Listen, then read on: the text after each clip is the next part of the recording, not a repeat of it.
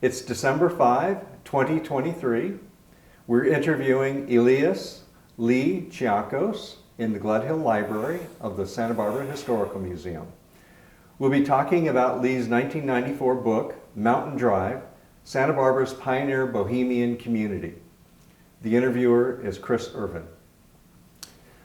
Good morning, Lee. Good morning, Chris. Let's back up a bit and capture a few details about you. Can you tell us when and where you were born and where you grew up? Well, I'm a California boy. I was born in San Diego in 1948, and I've lived in Northern California and Southern California. I moved to Santa Barbara in 1972. Okay. So what part of San Diego did you live in? Oh, right in the heart of the old town. Okay. And could you describe your upbringing in general terms? Well, surfing was a big thing. Hot rods. I built cars in my driveway and garage, and I made surfboards when I was younger. I've always been very creatively inspired. I started by raising pigeons and making their coop, and then customizing bicycles, model cars, and then I just graduated up to designing and building gardens and houses, and did all kinds of designing all through my life. Now, where did you go to school? Well, I didn't go to college, except for Santa Barbara City College, which I took a lot of classes and even taught there. But I went to high school at Tustin High, which is in Orange County, inland from Newport Beach. So now, how is it you came to be in Santa Barbara? I had one friend who lived here. His name was John Comer. He's a painter. And he was a boyhood friend of mine, and we went surfing together as boys. And my mother told me that John had moved to Santa Barbara, and he was living up in the mountains. And I thought, I've got to go see John.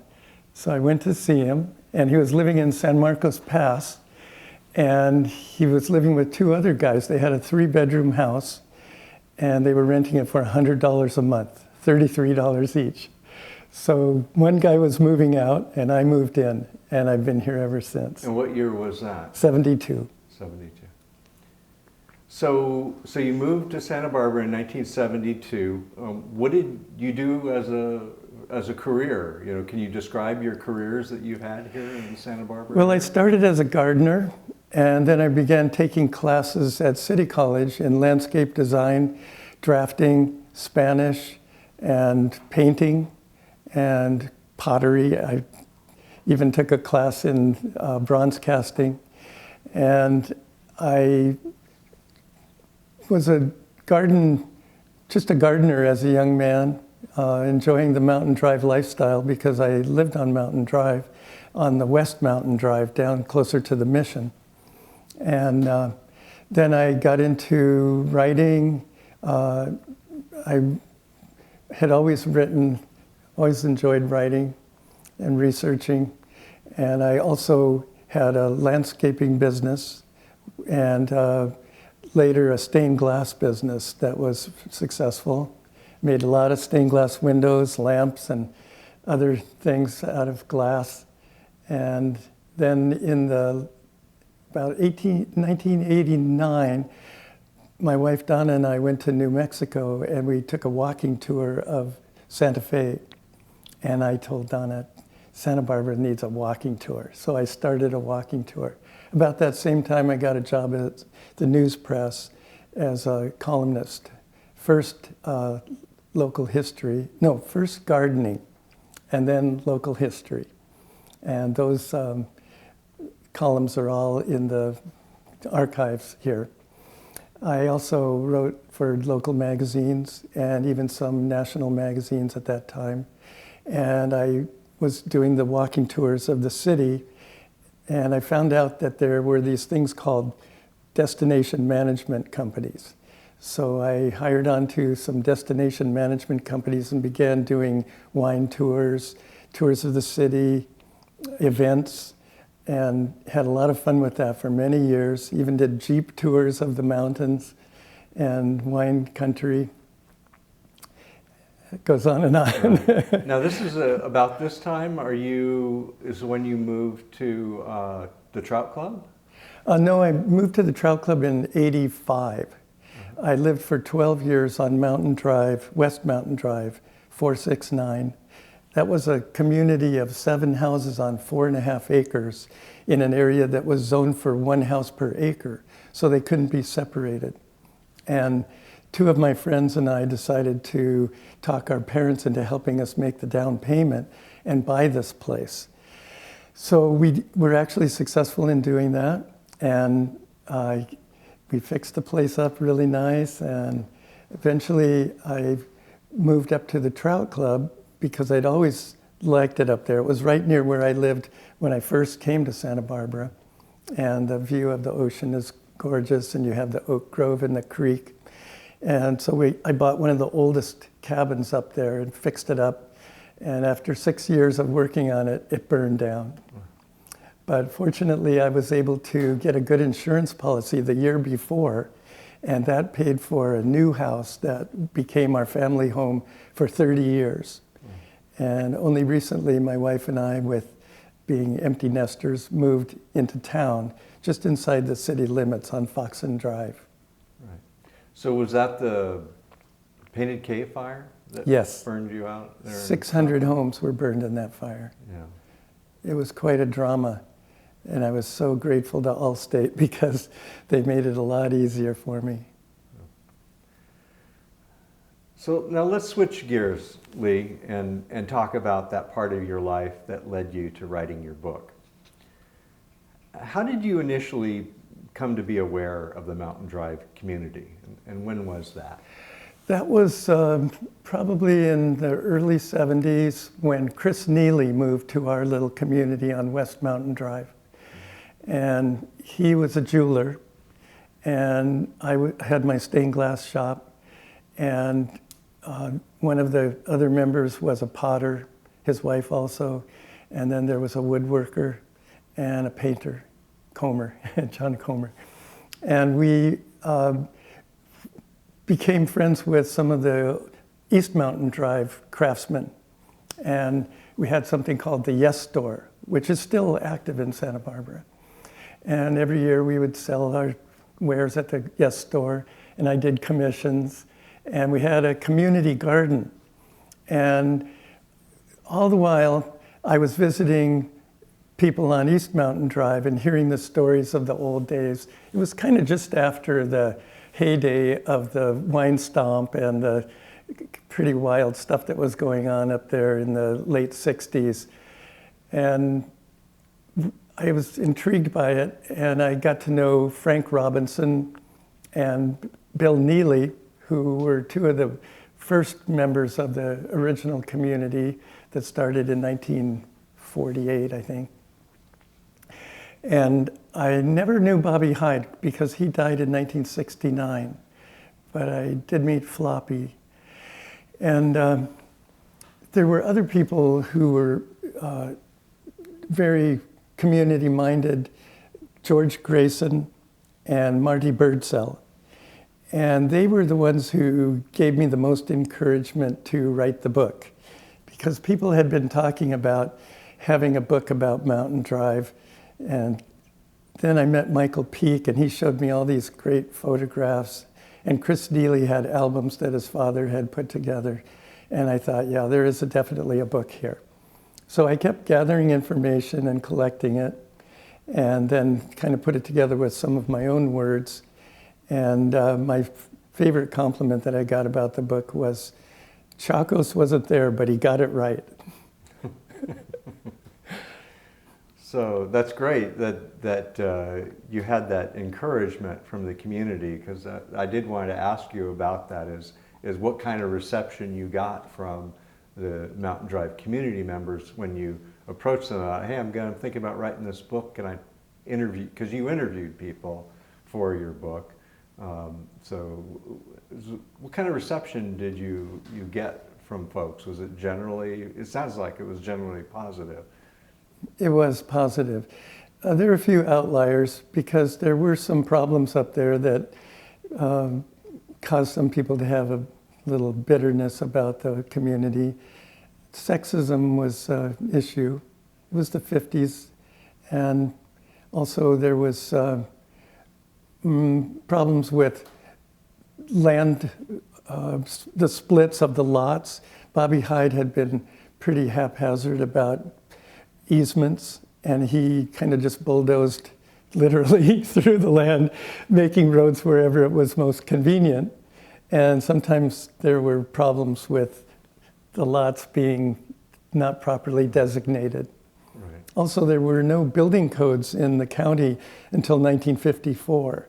So a lot of the original houses were pretty shack-like. In fact, one of the jokes was that Mrs. Phelan, who was living in a mansion in Montecito and had a view of the Mountain Drive community, asked her gardener one day, "What are all those chicken shacks up there?"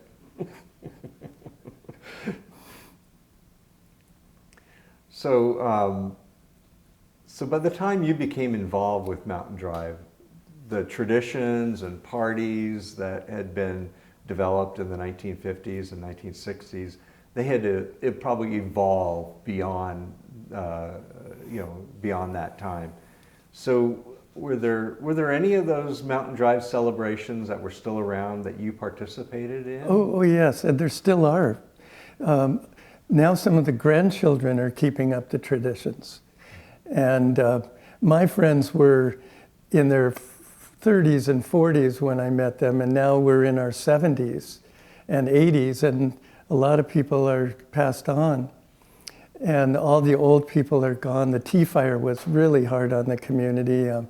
I think there are only, I don't know, maybe 3 houses left from the original community.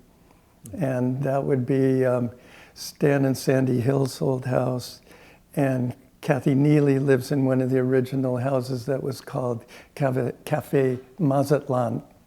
And the Neelys split their land, and a bigger house was built on the upper part, and they had to build a new house after the tea fire. And that happened quite a lot through the community, so there's not much left of it.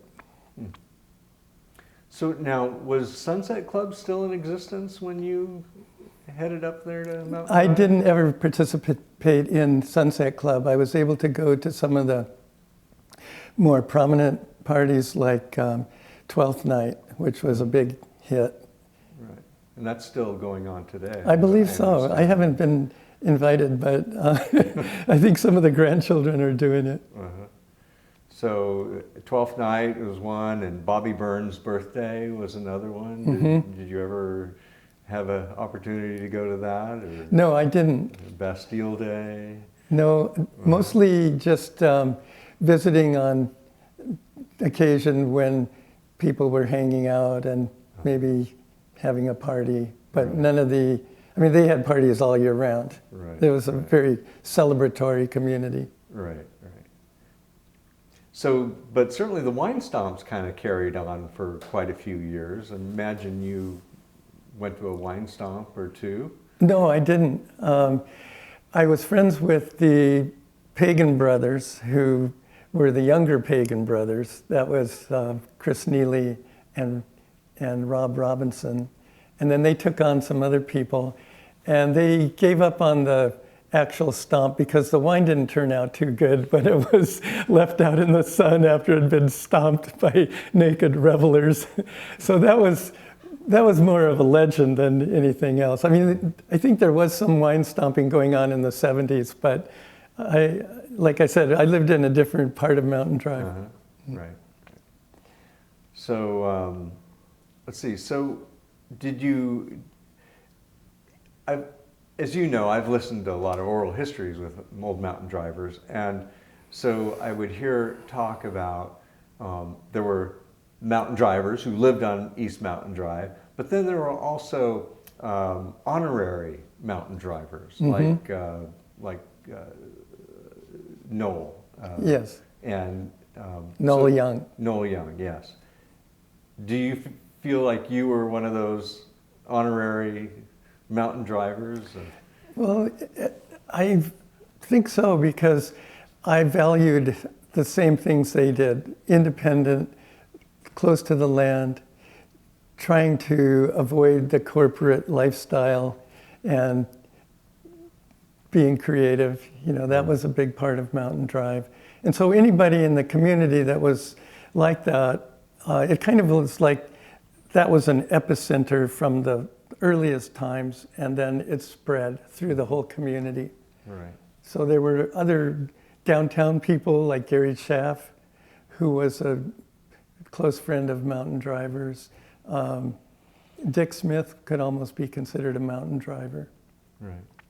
So, and then your experience with the Yes Store, there was overlap there with mountain drivers, Yes. Obviously, and so I could see that the artistic element would help make that connection.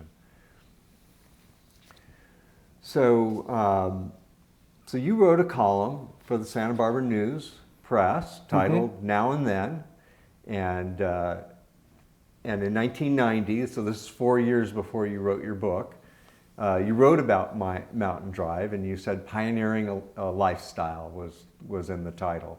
So was that the first time you had actually written about Mountain Drive? Oh yeah, It was. And that was 4 years before the book. So I'm trying to, what was the date on that one? It's October 3rd, 1990.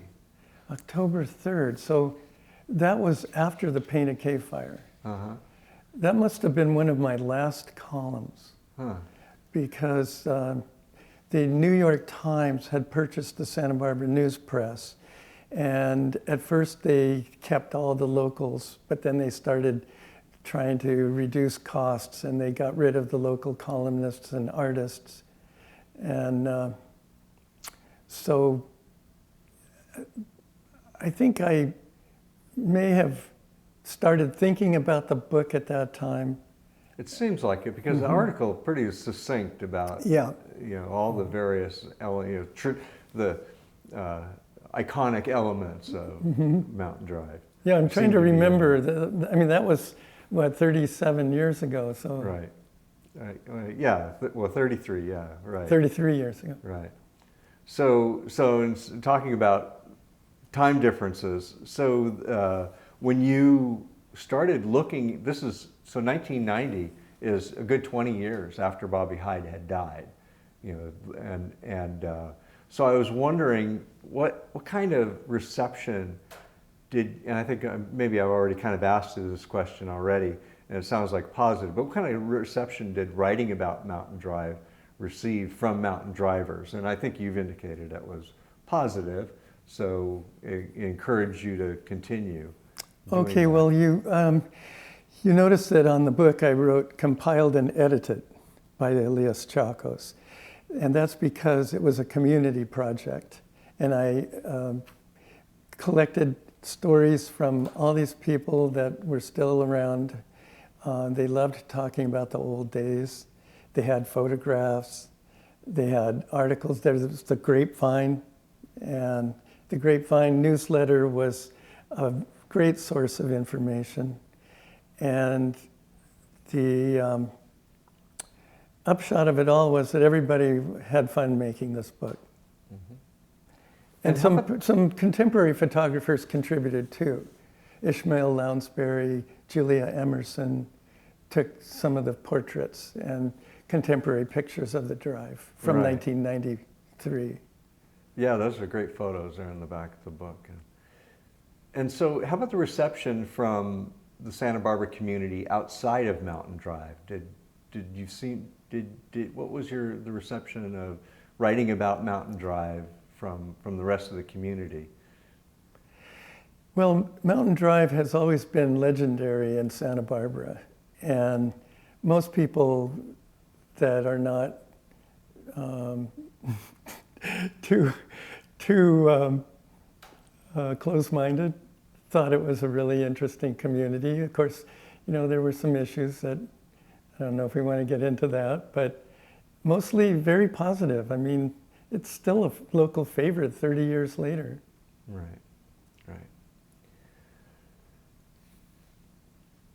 So your book is Mountain Drive, Santa Barbara's pioneer Bohemian community. And as someone like me who's new to Santa Barbara, I used your book to become familiar with the subject. In fact, I think it's the roadmap to Mountain Drive. And so it's sounding like, I was going to ask you the question, how much time did it take from the moment you decided to write about Mountain Drive till the time it took you to get the book out? It's kind of sounding like it evolved over the course of at least 4 years, from 1990 Right. to 1994. Mm-hmm. So I think that column may have been kicking it off, mm-hmm. now that I think about it. Yeah. But it kind of evolved organically, you know. It was just, oh, you've got to talk to George Grayson. So I go find George Grayson, and that opens up another whole avenue. Right. And, you know, oh, there's Bill Richardson living up on the Upper Drive, you know. And so I go try to find him, and I run into somebody else. It was really an adventure. Right. And generally, you found people were cooperative. You already said they like talking about the old days. Oh yeah, I mean, Santa Barbara in the 70s was such a open-hearted community. I felt so welcomed here. I just felt like I died and went to heaven when I moved to Santa Barbara. I went up on the top of the mountain one day and I looked over the islands and I could almost see the curve of the earth. And I just thought, what could be more beautiful than this community? And most people felt that way. And I think Santa Barbara has always had a real strong feminine spirit too, which has, you know, people like Pearl Chase and Bernardo Ruiz, who first contacted the Americans who were coming in here in the 1850s or 60s, and had a strong leadership role in making Santa Barbara the beautiful place that it is. And it was very much that way in the 70s. So, I mean, I don't know what you're getting at with asking me about the reception. It was all good. Yeah.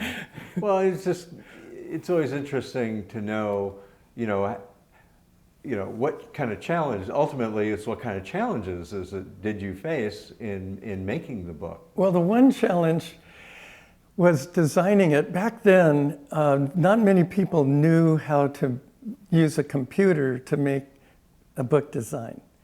And Frank Goad was the designer of the book, and he had very different ideas about how it should look from me.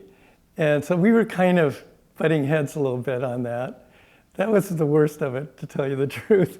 Mm-hmm. The good luck I had was Michael Zolkowski of Pacific Books took it on after a friend who was involved in the Historical Society here decided not to do it. I thought, where am I going to get it published?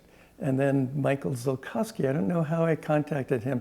This was kind of a thing, you know how they say it was an idea whose time has come. It just had a lot of serendipity that accompanied the process. So,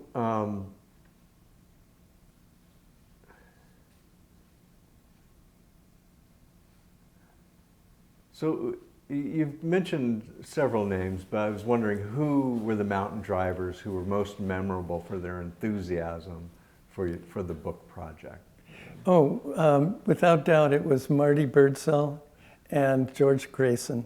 Uh-huh. Those two guys they came up with all the grapevines. They introduced me to Michael Peake. Michael Peake, the late Michael Peake, was wonderful help. He had great photographs. He just had to find them. They were in, boxes in his garage, and he did eventually find a bunch of them. I tried to see if his son could find more after he passed away, and he was able to find some interesting photographs. So it's been like that, It's just a lot of people got involved. Right. And so now, talking about some of the iconic elements of Mountain Drive and hot tubs. play a major part of Mountain Drive mythology. And you mention hot tubs in your book and have photos of them in the book. But why didn't you devote an entire chapter to hot tubs if you can even remember why that would be? Well, the way the book evolved, it got to the point where let's just put this out. You know, it was so hard to bring all the loose ends together. And there was a book about hot tubs also that Noel Young had put out. Right. So it was a well-covered subject. Okay. All right. And photographs, of course, are a very important element of the book. I mean, they really tell the story. I always tell people, you can't just look at the pictures, you have to read it. Yeah, it's true. It's true. And can you tell us about how you found photos? I mean, you mentioned Michael Peake, but I think Dick Johnston also. Dick Johnston had great photographs. He was another major contributor, and stories too. And he was very enthusiastic about the project. A lot of people had wanted to do this, and so they were just kind of thrilled that somebody was actually doing it, right, not just talking about it anymore. Right. Because Dick Johnston wrote his own manuscript on Mountain Drive. I think changed some of the names. Do you have it? We have a copy. Oh, I want to see that. Okay, we can do that. I've never seen it. Uh-huh. And let's see, so who else wrote? There are others who wrote books up there, and I know a book was published about from Bill Neely's diaries. A couple of books by Bill. Bobby Hyde had written some books, and Merv Lane was another one. Right. And those were the most prominent names that come to mind. Bill Richardson. Bill Richardson, too. I later found out actually tried to start a kind of a magazine, a periodical. Yeah, of chapbooks. They called them chapbooks. Chapbooks. And so there obviously was a lot of writing going on Mountain Drive. Yet you're the one who actually sort of brought it all together and told the story about Mountain Drive in a perhaps popularized. Well, I was more of a journalist than they were. They, like all the people we mentioned, were more focused on novels. They were hoping they would write the great novel up there on Mountain Drive, looking out over the ocean.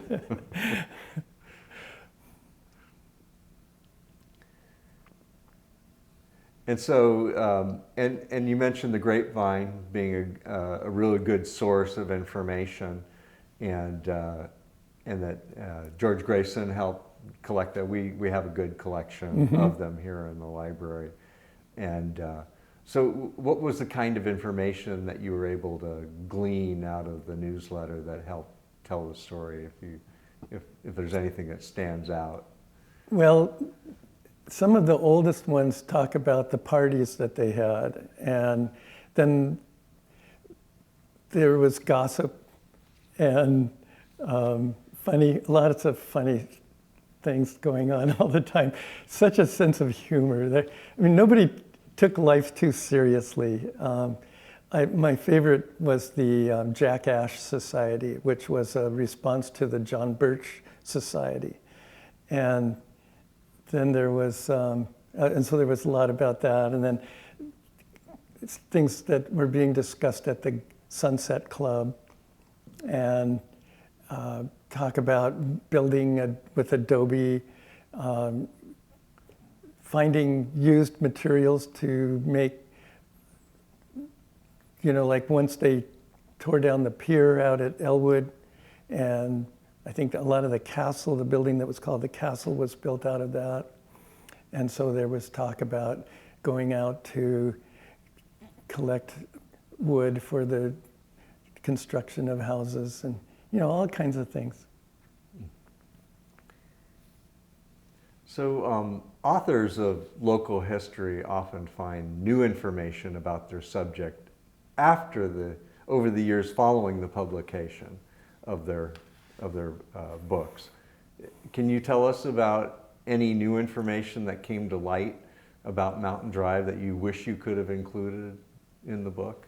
Well, I kind of cut the time off at Bobby Hyde's death. So the book covers mostly the time between 1942, I think it was, when Bobby bought the original 50 acres and floppy, and 1969 when he died. And then there are just some contemporary pictures, but the stories are about that period, and I think I covered that area pretty well. Mm-hmm. Of course, there's been a lot more happening on Mountain Drive is still going, and it's changed dramatically since property values have gone up so much, and a lot of the old houses have been displaced by mansions now. So is there a story to tell about Mountain Drive of the 70s and 80s? Well, it would be probably what was left of the old traditions that survived into the 70s and 80s. But by that time, it had become such a famous, I guess, or infamous place that a lot of the stories, I'm kind of not sure what I want to tell you about this.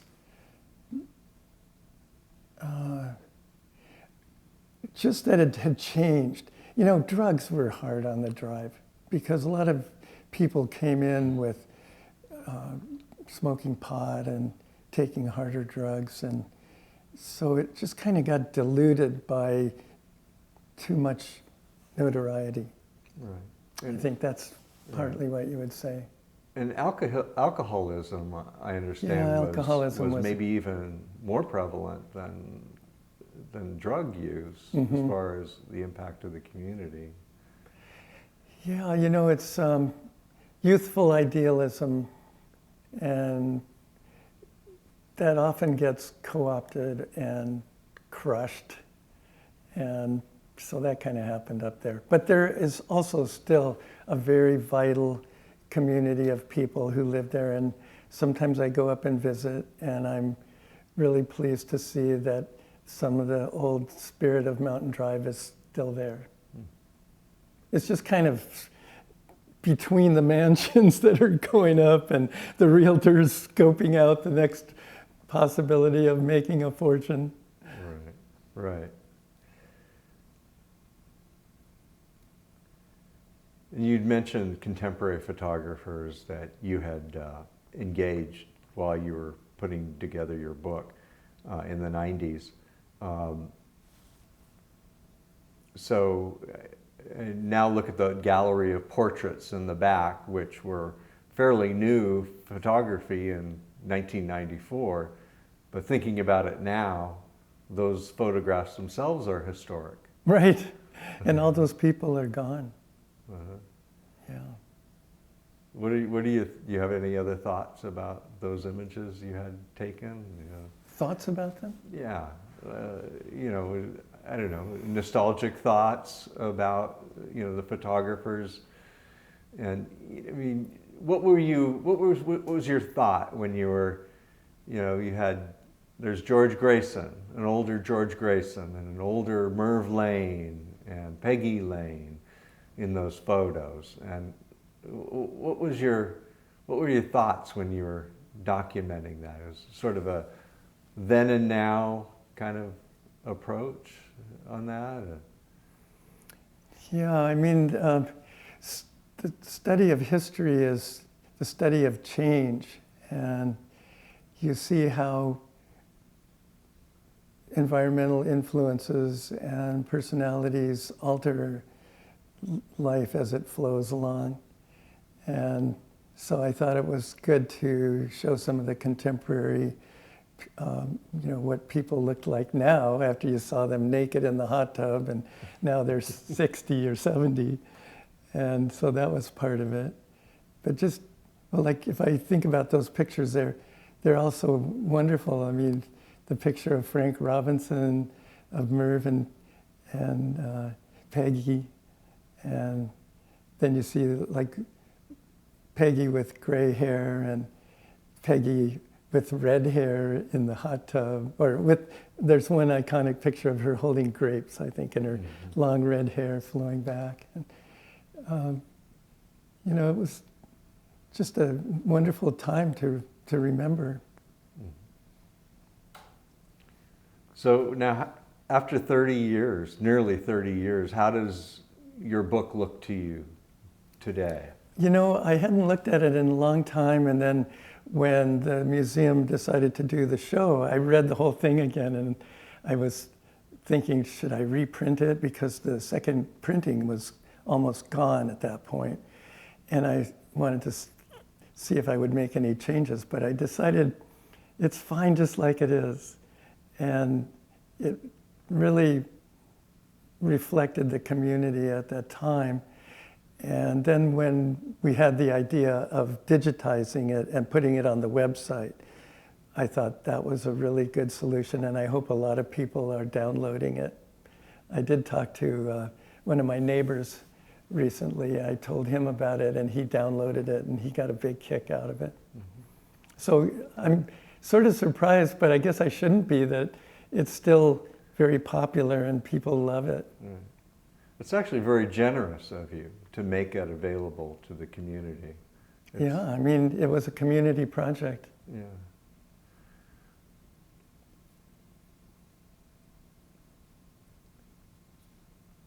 So earlier we talked about your arrival, at how you became aware of Mountain Drive and those first impressions. So reflecting on those first impressions,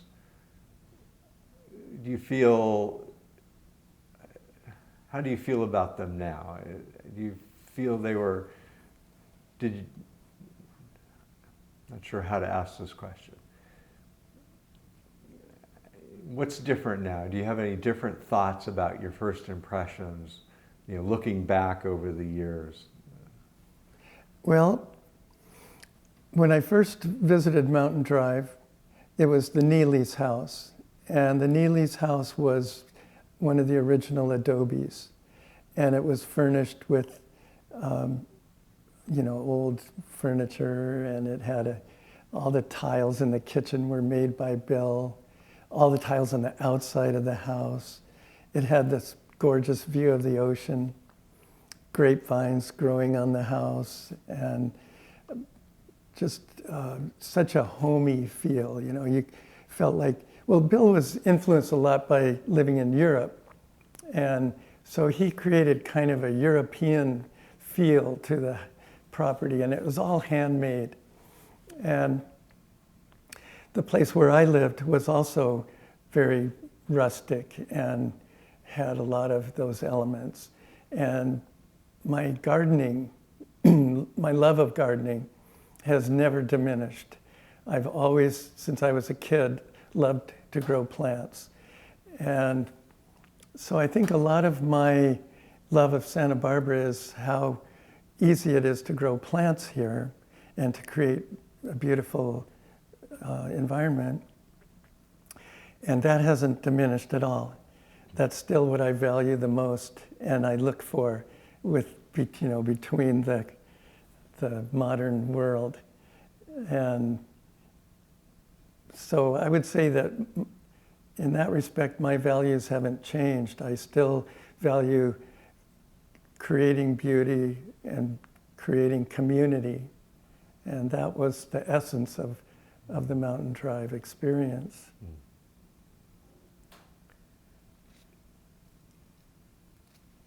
And how would you describe the experience, your personal experience of documenting Mountain Drive? How's it impacted your life? Well, I don't know what more I could say. It was wonderful to be a part of the community in that regard, because people got such a big kick out of it. And I'm still doing stuff like that. I just wrote my own autobiography. I thought, okay, now I'm 75, I should write my autobiography. So I'm doing that for my grandchildren. And so I've really, for 50 years in Santa Barbara, I've just been creating gardens, building, making art, just making stuff.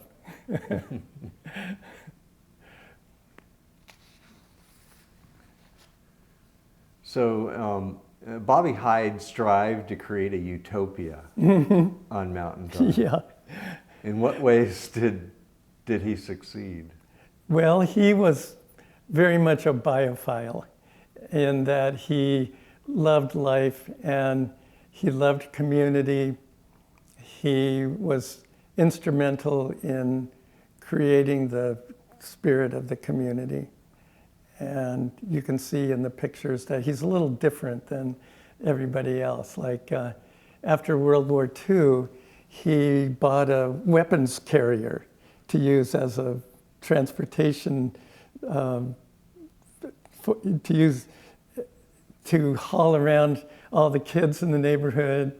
He was a pacifist. He was a pacifist. He wore camouflage clothing because he could get it cheap at the Army surplus store. And you see pictures of him in his camo outfits long before it became a fashion.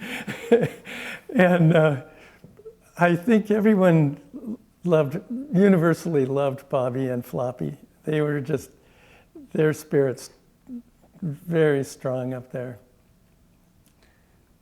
But he was trying to create a community of artists and writers and this utopia. Mm-hmm. His son, Gavin, speaks often about the utopia that his father tried to build up there. And I guess in some ways, Mountain Drive maybe didn't live up to that utopia, and because of the encroachment of the rest of the world, real estate prices going up, the county coming in and enforcing building codes. Were those, it seems like utopia is something that sounds like a great idea, but it's very difficult to attain. Well, sure. I mean, Bobby Hyde was an idealist, and he had the ideal of creating a community where everyone could share and be good to each other. And you know, you can never forget that we have a long ancestry of predation. You know, we have the binocular vision and opposable thumbs, and we acquire and we can be both wonderful and terrible. That's the human condition. So everything was going on up there. You know, there were wonderful things and terrible things going on, just like any neighborhood in any country in the world. Right. So, Lee, is there anything additional about your experience of documenting Mountain Drive you'd like to add, or you were hoping I was going to ask you about? I think you did a pretty thorough job. Okay, all right. Well, then I guess thank you very much. And thank you, Chris. Really appreciate you sitting here for our interview.